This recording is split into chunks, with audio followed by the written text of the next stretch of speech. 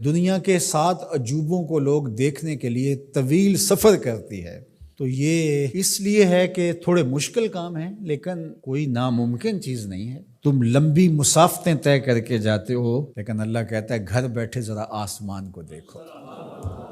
1 fit کی tile دنیا کا بڑے سے بڑا معمار بغیر کسی سپورٹ کے یا ستون کے کھڑی نہیں کر سکتا، اتنا بڑا آسمان بغیر ستونوں کے اس نے کھڑا کیا ہوا ہے۔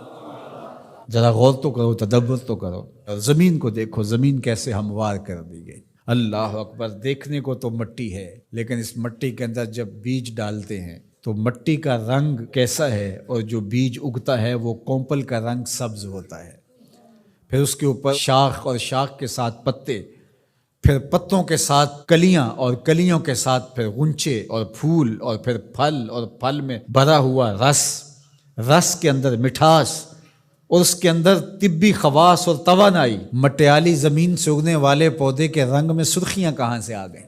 اس کے پتوں میں سبزی کہاں سے آ گئی؟ زمین کو سیلی ہے، لیکن اس سے نکلنے والے پودے کے اندر رس اور مٹھاس کہاں سے آ گئے؟ تم اپنی مٹی کو دیکھو اور آسمان کو دیکھو، کہیں ایک قدم بھی چل کے نہ جاؤ، تم خدا کو ماننے پہ مجبور ہو جاؤ گے۔ حضرت شیخ فرید الدین عطار کا ایک شعر مجھے یاد آیا، کیا خوبصورت بات کہی۔ سانے کزتی سلاتی می کند، کیسا کاریگر ہے، مٹی سے بادشاہ بنا دیتا ہے۔ یہ جو زبان بول رہی ہے یہ مٹی سے بنی ہوئی ہے، یہ جو آنکھیں دیکھ رہی ہیں یہ مٹی سے بنی ہوئی ہیں، یہ جو کان سن رہے ہیں یہ مٹی سے بنے ہوئے ہیں، یہ دماغ جو سوچ رہے ہیں اور جو صغرے کبرے ترتیب دے رہے ہیں، جو کہا گیا وہ بھی، جو میں کہنا چاہ رہا ہوں وہ بھی یہاں گھوم رہا ہے، یہ دماغ بھی مٹی کا بنا ہوا ہے۔ یہ سیاہ گھنے بال، یہ خوبصورت چہرہ، یہ رنگوں کی سجی ہوئی دنیا، یہ سب کچھ مٹی، یہ پھول مٹی سے نکلا، یہ انار مٹی سے نکلا، انار کے اندر جو پیکنگ ہے یہ مٹی کی بنی ہوئی ہے، اس کے اندر جو رس رکھا ہوا ہے، بھرا ہوا ہے، وہ بھی مٹی سے پیدا ہوا ہے، اس کے اندر مٹھاس بھی مٹی سے آئی۔ کیسا کاریگر ہے جو مٹی سے کبھی انگور بناتا ہے، کبھی کھجور بناتا ہے، کبھی اسی مٹی سے سبزیاں پیدا کرتا ہے، کبھی اسی مٹی سے پھل پیدا کرتا ہے۔ تو یہ مٹی سے اس نے کیا کچھ بنا دیا۔ اگر آپ دیکھ لیجئے یہ پوری کائنات مٹی سے ہی بنی ہے۔ یہ جو خوبصورت میز آپ کو دکھ رہی ہے یہ کہاں سے نکلی؟ یہ درخت سے آئی نہ، درخت کہاں سے نکلا؟ یہ مٹی سے نکلا۔ یہ لوہا کہاں سے نکلا؟ یہ مٹی سے نکلا۔ یہ ستون کہاں سے آیا؟ مٹی سے۔ یہ قالین کہاں سے آیا؟ یہ جو کپاس اگتی ہے اور یہ کپڑے بنتے ہیں یہ کہاں سے آئے؟ آپ بولیں گے مٹی سے۔ اپنے عضو کو دیکھ لیجئے، یہ سب مٹی سے بنے ہیں۔ آپ نظر گھما کر کے دیکھ لیں، آپ کو جو بھی شے نظر آئے گی آپ کو مٹی سے نکلی، زمین سے نکلی ہوئی دکھائی دے گی۔ غور کر لیں، تدبر کر لیں۔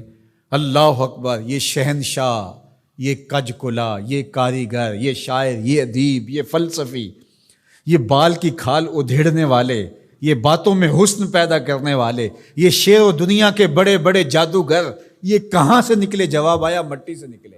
واختلاف اللیل والنہار، دن اور راتوں کا بدلنا۔ اب سورج کی روشنی اتنی ہے کہ ماحول منور ہے، پھر دھیمی دھیمی تاروں کی چھاؤں ہوگی۔ کبھی دن آتا ہے، کبھی رات آتی ہے، کبھی صبح کا سپیدہ نمودار ہوتا ہے، کبھی شام کے دھندلکے ہوتے ہیں، کبھی کالی رات دبیز چادر اوڑے آ جاتی ہے، کبھی چٹا دن ہوتا ہے، کبھی گرم دھوپ ہوتی ہے، کبھی کڑکتی دوپہر ہوتی ہے، کبھی برستی بارش ہوتی ہے، کبھی گھر کے سرمئی بادل آ جاتے ہیں، کبھی کوس قزا کی رنگینیاں ہوتی ہیں، کبھی دھنک کی شوخیاں ہوتی ہیں، کبھی بادلوں کی اوٹ سے جھانکتا ہوا چاند دکھائی دیتا ہے، کبھی سورج بادلوں کے پیچھے چھپتا نظر آتا ہے، کبھی درد غروب سے زرد لگتا ہے، کبھی سرخ ٹکیا سورج کی دکھائی دیتی ہے، کبھی اتنا روشن کہ دیکھا نہیں جا سکتا۔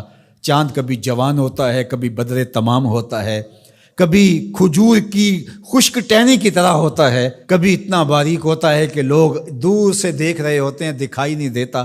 کیا رنگ ہیں، کیا جمال ہے، کیا کیفیت ہے۔ والفلک التی تجری فی البحر، اور کشتیاں جو سمندر میں تیر رہی ہیں۔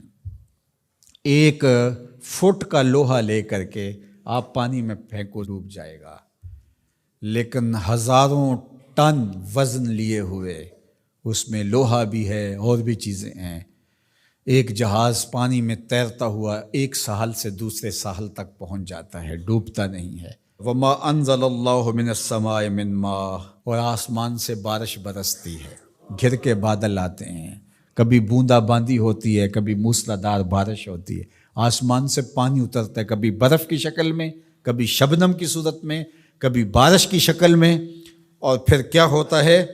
فَأَحْيَا بِهِ الْأَرْضَ بَعْدَ مَوْتِهَا، زمین مری ہوتی ہے پھر زندگی آ جاتی ہے۔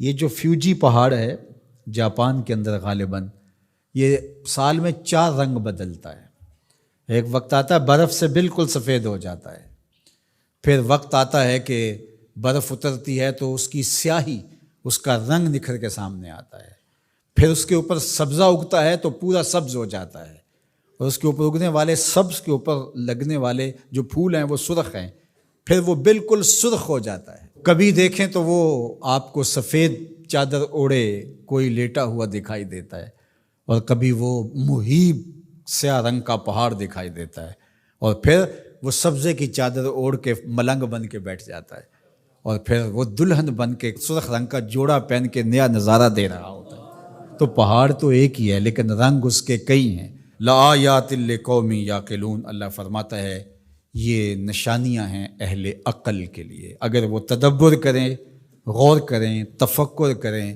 جب کوئل کی آواز آتی ہے تو اس کے لہجے کے اندر یہ درد کس نے رکھا ہے؟ جب بادل گھومتے ہیں اور پانی لے کر کے ٹنوں کے حساب سے گھوم رہے ہوتے ہیں تو یہ کس نے سہار رکھا ہے ان کو؟ یہ آسمان بغیر ستون کے کیسے کھڑے ہیں؟ یہ زمین سے سبزے کیسے اگتے ہیں؟ ہم آکسیجن اپنے لیے ان ہواؤں سے کیسے کشید کرتے ہیں؟ رحم مادر کے اندر نقش و ونگار کیسے بنتے ہیں؟ زندگی کی رمق کیسے آتی ہے؟ حیات جاویداں کا نور کیسے ملتا ہے؟ رنگوں کی کائنات کیسے آباد ہوتی ہے؟